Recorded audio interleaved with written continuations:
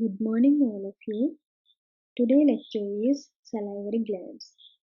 The salivary glands are exocrine glands that are positions in the head, in and around the oral cavity, and secrete their salivary contents into the mouth. Their function is to help keep the oral mucosa protected and also lubricated.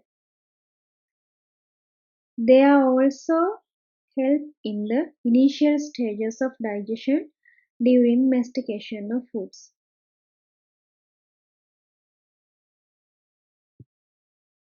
There are three main salivary glands. The largest major salivary gland is parotid gland, and other two are sublingual salivary gland and also submandibular salivary gland. In this picture, you can see the parotid salivary gland roughly in front of the external auditory meatus, and sublingual salivary gland, which is located below the sublingual fold, and submandibular salivary gland is situated below the floor of mouth. Let's discuss about the parotid gland. Parotid gland is the largest of major salivary glands. It secretes mainly serous fluid, only a few scattered mucus acini. And also, the parotid salivary gland is enclosed within a tough capsule which is called as parotid sheath. The parotid sheath is derived from the investing layer of deep cervical fascia. Parotid lymph nodes are located on and within the parotid sheath. The parotid fascia become thickened anteroinferiorly and form the stylomandibular ligament, which is the only structure separating the parotid gland from the submandibular gland. The parotid bed or parotid fossa is the area occupied by the gland, which is situated anteroinferior to external auditory meatus and wedged between ramus of mandible and mastoid process. In this picture, you can see the parotid fossa or parotid bed, and you should know what are the relations of parotid gland in parotid fossa. From upper part, the external auditory meatus and temporomandibular joint. Below, it overlaps the posterior belly of digastric muscle, and anteriorly overlaps the mandibular ramus with overlying masseter, and medially lies the styloid process and its muscles that separate the parotid gland from internal jugular vein, internal carotid artery, and last four cranial nerves, and also lateral wall of the pharynx. In this picture, you can see what are the relations of parotid gland. Above the external auditory meatus and also temporomandibular joint, and below it overlaps the posterior belly of digastric muscle,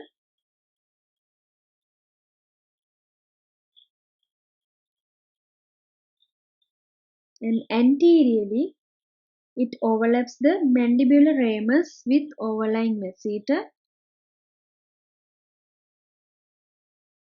and medially lies the styloid process and its muscles that separate the parotid gland from internal jugular vein, internal carotid artery, last four cranial nerves, and lateral wall of pharynx.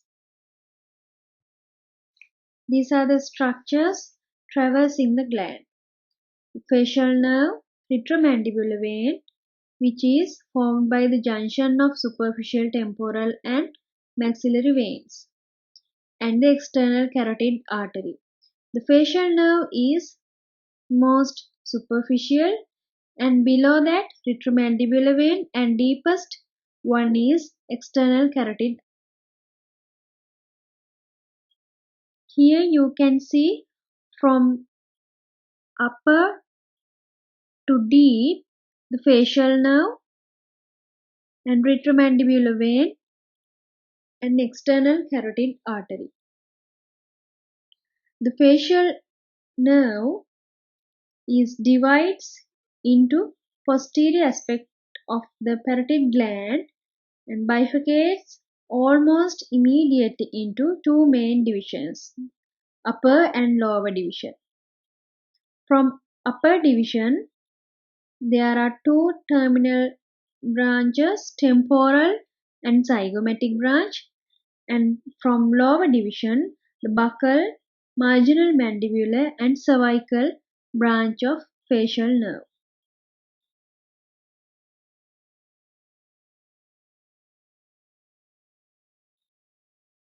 Here also you can see how facial nerve divides into two terminal branches, upper one and lower division, and from upper division there are two terminal branches, temporal and zygomatic, and from lower division there are three terminal branches, buccal, marginal mandibular and cervical nerve. The parotid gland is divided into two lobes, superficial and deep lobe, by the facial nerve.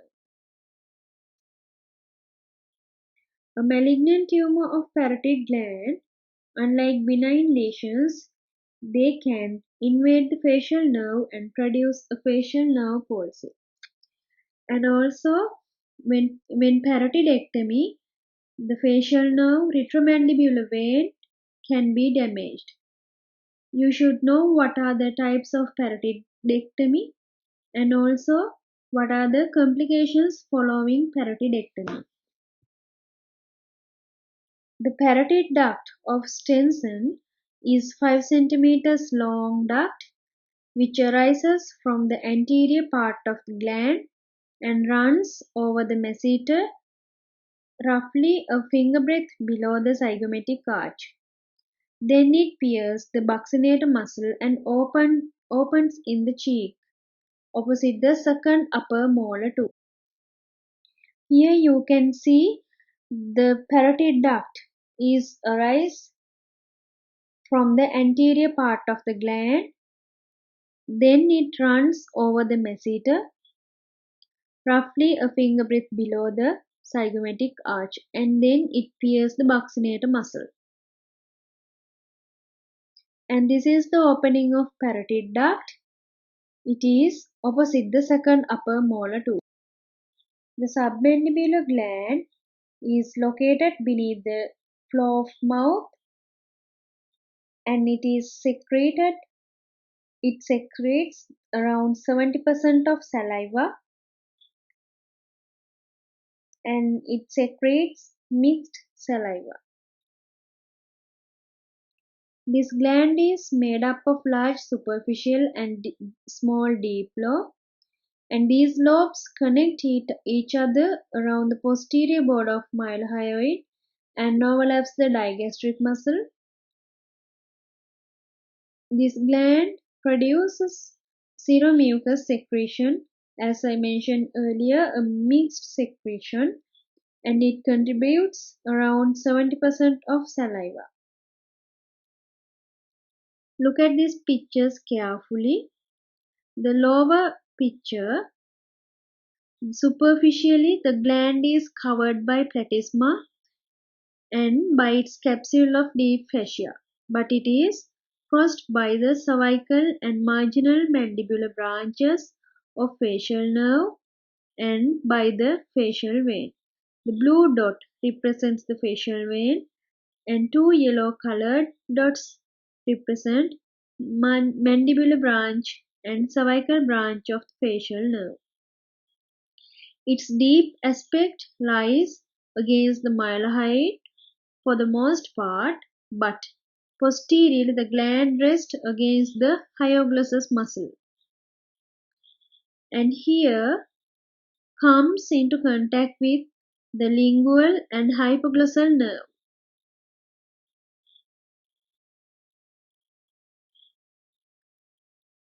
Facial artery also comes into close relationship with the gland.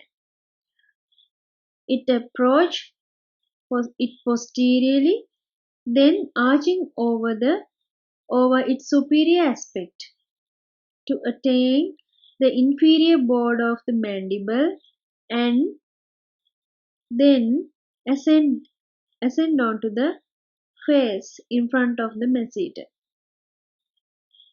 You can see it arches over the mandible. The red colored line is the facial artery.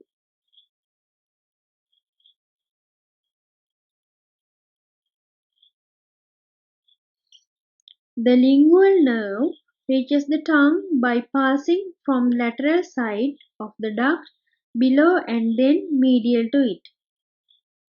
So its relationship is called as double crossing. The submandibular duct arises from the deep part of the gland and runs forward open at the side of frenulum of tongue. Here you can see clearly the double crossing of lingual nerve by the submandibular duct. In this picture also you can see the double crossing of lingual nerve by submandibular duct.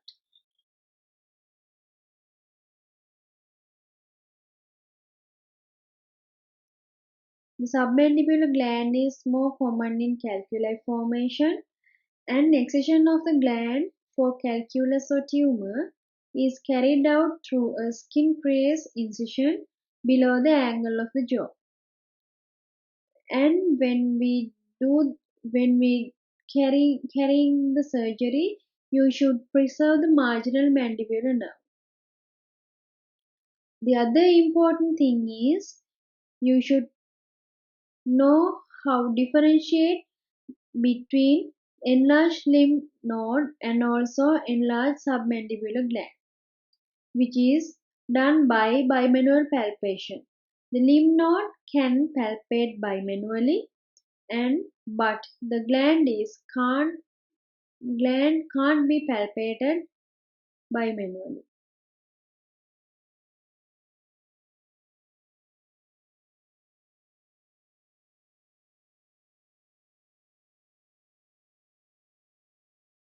This is the usual site of opening of submandibular duct. The submandibular duct is also called as Wharton's duct that arises from the deep part of the parotid gland, deep part of the submandibular gland, and then opens at the side of frenulum of tongue. The stone in Wharton's duct can be felt bimanually in the floor of the mouth and can be seen if sufficiently large.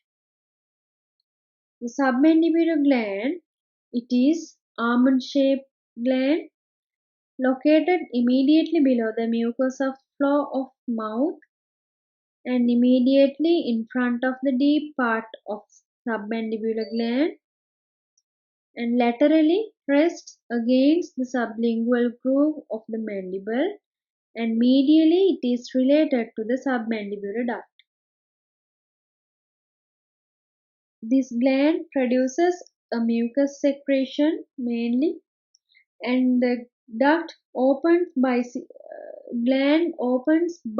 a series of ducts, around 15 ducts, open into the floor of mouth and also in the submandibular duct. In this picture you can see the gland is located immediately in front of the deep part of submandibular gland, and immediately below the mucosa of the floor of mouth. Let's discuss about the nerves supplied to the salivary glands. Salivary glands are innervated by the sympathetic and parasympathetic nerve fibers. Parasympathetic stimulation causes serous or watery secretion, while sympathetic stimulation causes mucus or viscous secretion mainly. In parasympathetic innervation, the parotid gland is innervated by glossopharyngeal nerve. Submandibular and sublingual glands are innervated by facial nerve.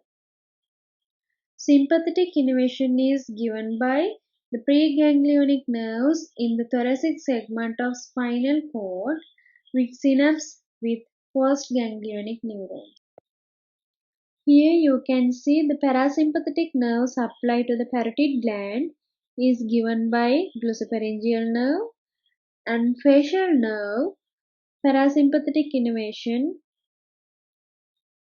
gives to submandibular and sublingual glands.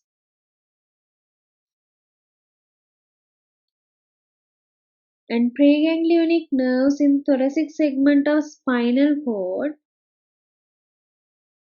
gives to the sympathetic innervation to three salivary glands. This is the image of parotid xylogram. Xylography means the imaging of salivary glands. Most commonly the parotid gland. When we suspect the salivary gland calculi or salivary duct obstruction, sialadenitis, that means the inflammation, and sialectasis, that means the chronic inflammatory disorders of salivary glands, we should do parotid xylogram. This is the image of submandibular xylogram. In this picture, you can clearly see the submandibular duct as well as gland. Thank you.